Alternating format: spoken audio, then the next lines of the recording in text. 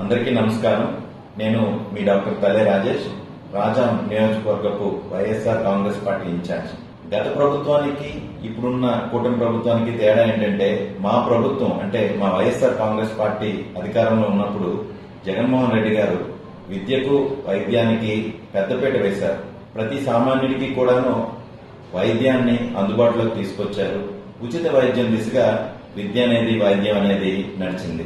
అయితే ఇప్పుడున్న కూటమి ప్రభుత్వం ఏం చేస్తుందంటే, ఈ విద్యను గాని వైద్యాన్ని గాని ప్రైవేట్ పరం చేసే దిశగా అడుగులు వేస్తుంది. ఇది తీవ్రంగా ఖండించాల్సిన విషయం.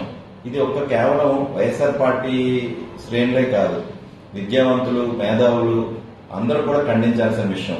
ఎందుకంటే గత ప్రభుత్వంలో 17 ప్రభుత్వ మెడికల్ కాలేజీలను తీసుకురావడం జరిగింది. వాటిలో 5 దగ్గర క్లాసెస్ కూడా స్టార్ట్ అయ్యే సందర్భం ఉంది. మిగిలిన మెడికల్ కాలేజీలను కూడాను ఇప్పుడు ప్రభుత్వం ప్రైవేట్ పరం చేస్తూ పీపీపీ అనే ఒక కొత్త విధానం తీసుకురావడం చాలా దురదృష్టకరం.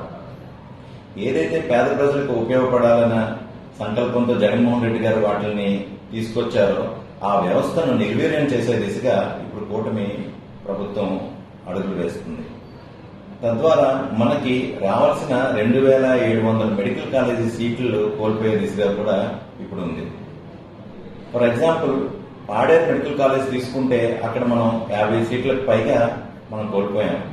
అలానే పులివెందుల్లో ఎంసీఏ అనుమతులు ఇచ్చిన తర్వాత కూడాను ప్రభుత్వం మాకు ఈ సీట్లు వద్దంటూ తిరిగి ఎంసీఐకి లెటర్ రాయడం అనేది చాలా దౌర్భాగ్యకరమైన విషయం. ఈరోజు వైఎస్ఆర్ కాంగ్రెస్ పార్టీ జాతీయ నాయకులు అధ్యక్షులు జగన్మోహన్ రెడ్డి గారు ఇచ్చిన పిలుపు మేరకు రాష్ట్ర వ్యాప్తంగా రేపు అంటే 12 నవంబర్ అన్ని అసెంబ్లీ నియోజకవర్గాల్లో కూడాను ర్యాలీలను మనం చేయబోతున్నాం.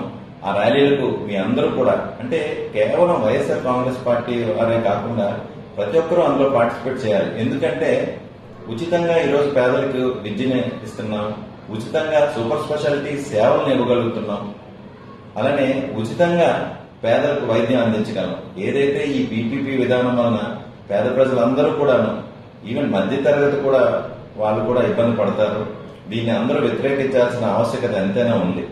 అంచేత రేపు జరగబోయే ర్యాలీలో ప్రతి ఒక్కరూ రాష్ట్ర వ్యాప్తంగా పాల్గొని ఈ కూటమి ప్రభుత్వం యొక్క కళ్ళు తెప్పించాలి. అలానే దీని మీద సెంట్రల్ లో కూడా, అంటే దేశంలో కూడాను చర్చ జరగాలి. ఇక్కడ చేస్తుంది ఏంటి అనేది ఒకసారి మనం యావత్ భారతదేశానికి తెలియచేయాల్సిన అవసరం ఎంతైనా ఉందని ఈ సందర్భంగా తెలియజేసుకుంటూ సెలవు తీసుకుంటున్నాను.